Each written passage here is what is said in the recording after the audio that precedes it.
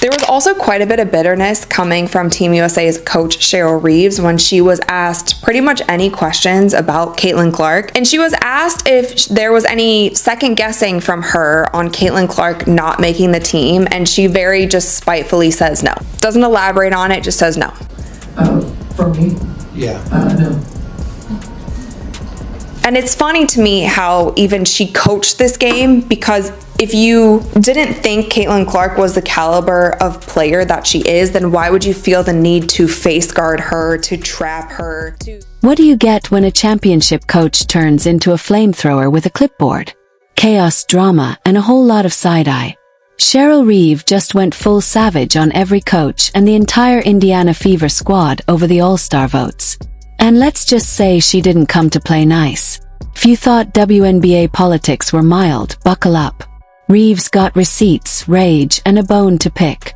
You've never seen a meltdown this gloriously petty. Let's go. Next voice one. Finished watching the All-Star selection. I ain't never seen nothing like this before. Caitlin Clark is a menace, man. She literally kicked Cheryl Reeves off the team. That's my team. I don't yo, son. Cheryl Reeves, you asked for it. You asked for it. So now Sandy Brondello will be coaching Caitlin Clark's team, and Cheryl Reeves is going to be coaching the Fisa Collier's team. This is insane right here. And it's like, yo, Cheryl Reeves, I get it. You have the best record in the WNBA so far. You want as many... Cheryl Reeve could be handing out gold bars and curing the common cold, and there'd still be a stampede of people lining up to say, "No thanks, we're good." Because even if she's got a valid point, there's just something about that old-school WNBA energy that feels like someone brought a VHS tape to a streaming war. It's giving rotary phone in a smartphone world vibes. Next. Bruh, tell me y'all just saw Caitlin Clark destroy Cheryl Reeves on national TV. I know y'all saw free smoke, ayy, free smoke, ayy, free smoke, ayy, free smoke. Bruh, Caitlin Clark want all the smoke. Caitlin Clark want all the smoke, bruh. Bruh, she just annihilated Cheryl Reeve on national television. And now she's stomping around about all-star votes like she just discovered democracy has flaws. Welcome to Earth, Cheryl. Here's the thing.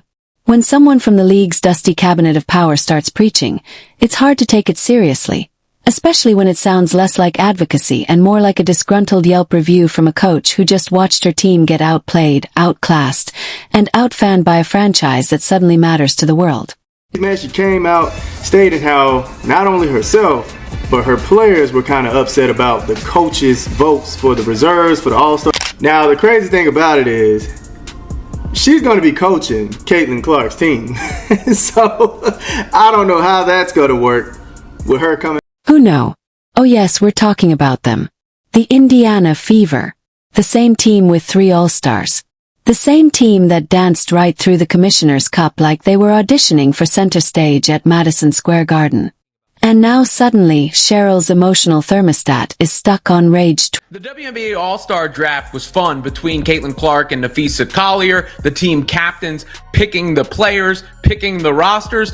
But the most interesting aspect was the coach swap, because Clark traded Cheryl Reeve, who was the coach of her team, or was to be the coach of her team, to Collier for Sandy Brondello, the coach of the New York Liberty. Of course, Reeve is Collier's head coach for the Minnesota Lynx, so that makes sense. But the drama is going to come from Reeve having previously been critical on social media about the amount of attention Clark received relative to... There's a weird aroma in the air when someone complains about media hype, but somehow manages to give the media more hype by going off in public. It's like watching someone throw water on a grease fire and then act surprised when the flames hit the ceiling. Cheryl isn't mad about fairness. She's mad because the spotlight used to automatically shine on her system, her rules, her players. And now the light shifted and it's a little too bright for her taste. Let's call it what it is. A good old-fashioned case of all-star envy. Nothing brings out the inner chaos goblin of the WNBA. Like watching a team get 3 shiny all-star nods while yours gets what? Applause for effort. Suddenly it's not about basketball. It's about algorithms and justice and the integrity of the game, whatever that means this week. Because when her players aren't selected, it's a systemic issue. But when her team wins, oh, then the system's working just fine. Convenient.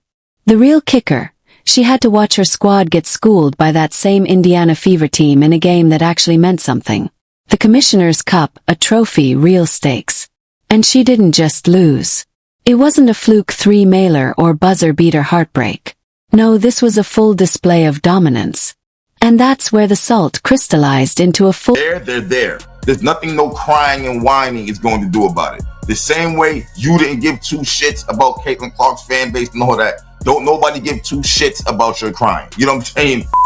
Like that, you're coaching Caitlin Clark's team. I don't understand why you had to make it a big deal and say, oh, well, this team's below us to have more plays and us and it's disappointing. And like, what are you talking about? Like, you already kept her off the Olympics. Now you're going to complain about her having more teammates than your players on the court. This team.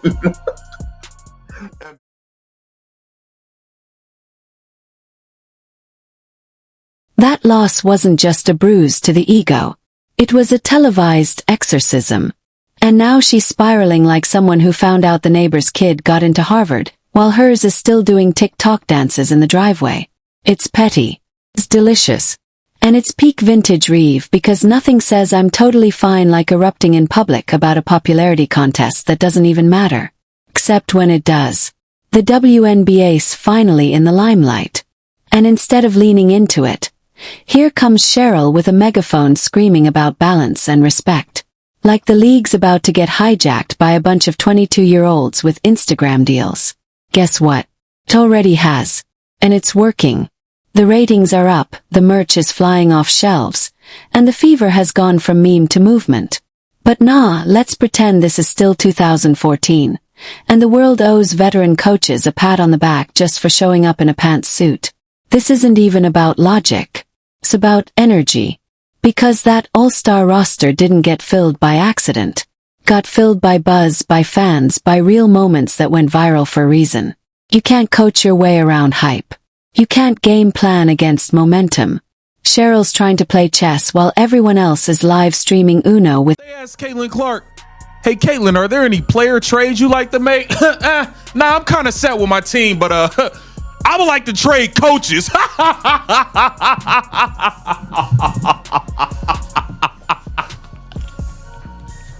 I like it. I don't know what's gotten into Caitlin Clark. You are leaning into this bad guy role. I love it. I don't know what's gotten into you, Caitlin Clark, but you've been on some I don't give a F. And let's be honest, if her team had 3 all-stars, we wouldn't be hearing a single peep. There'd be a parade, confetti, maybe even a LinkedIn post about culture wins. But the minute the recognition skips over her crew, suddenly we're in an emergency meeting about ethics. Please. The only emergency is the PR crisis of trying to look gracious while seething over someone else's spotlight. It's always fascinating how quickly teamwork and merit turns into this is rigged when the votes don't go your way. The system's broken, but only when it breaks away from the same tired power structures. The league's growing, finally capturing national attention, but heaven forbid the attention doesn't align with legacy egos. Cheryl isn't fighting for fairness. She's just uncomfortable with being irrelevant. And deep down everyone knows it. There's a distinct flavor to this type of outrage.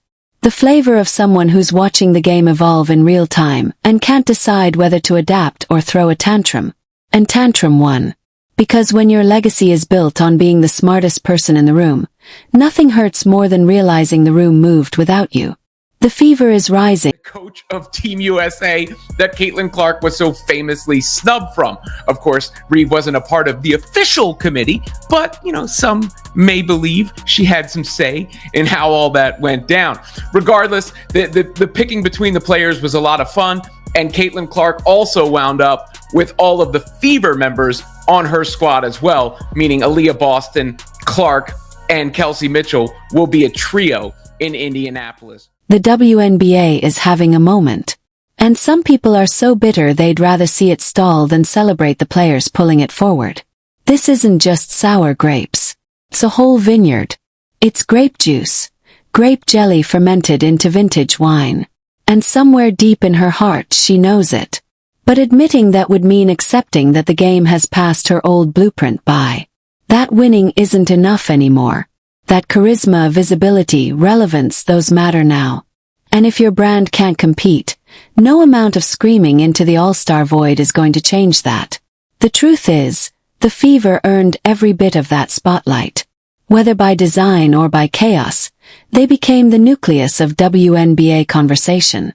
And Cheryl became the angry side character yelling from the stands. It's not a good look. It's giving 2007 called and wants its playbook back. So no, even if she's technically right about a few things, no one's listening because no one wants to hear the person who just lost tell you why the winner's not that impressive. That's not analysis. That's ego in a cheap disguise. And when the dust settles, the All-Star game will go on. The fans will cheer. The Fever will bask.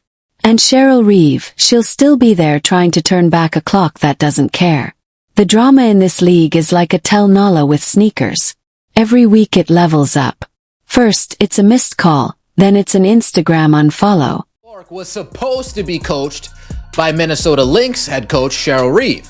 Nafisa Collier was supposed to be coached by New York Liberty head coach Sandy Brondello. They swapped coaches. Cheryl Reeve, dodged the bullet. Thank God I don't need to coach Caitlin Clark, man, I can't deal with that. I would have had to swallow so much pride, I can't do that. Fee, she probably called in the Fee, talk to Caitlin, please. I can't coach her, I can't do it. This book's about to come out. You know what they're gonna be saying if I'm coaching Caitlin Clark and the book's out? Oh, God. Fee, please. Now it's Cheryl Reeve storming out of the All-Star committee like she just found out her favorite soap got cancelled. The WNBA isn't just about basketball anymore. It's a full-on circus of side eyes, passive-aggressive post-game interviews, and three-point daggers thrown with the accuracy of high school gossip. It's absolutely exhausting and somehow also wildly entertaining. But here's the twist that keeps getting lost in translation. All-Star Weekend is not a gritty playoff matchup. It's not film room breakdowns and defensive schemes. It's not who boxed out the hardest or who logged the highest defensive rating in the last 30 days. No, All-Star Weekend is for the fans. It's the halftime show of the entire WNBA season. It's glitter, stunts, selfies, and maybe a dunk or two if someone's feeling spicy. And the minute that reality sets in, suddenly the outrage over who got voted in feels like someone throwing a tantrum at a birthday party because their cake only had one candle. What Cheryl Reeve and others in her crusty echo chamber don't seem to grasp is that fans are not advanced analytics. They don't vote with stat sheets in hand. They vote with emotion, with loyalty, with hype. If the All-Star game were truly about performance, then great.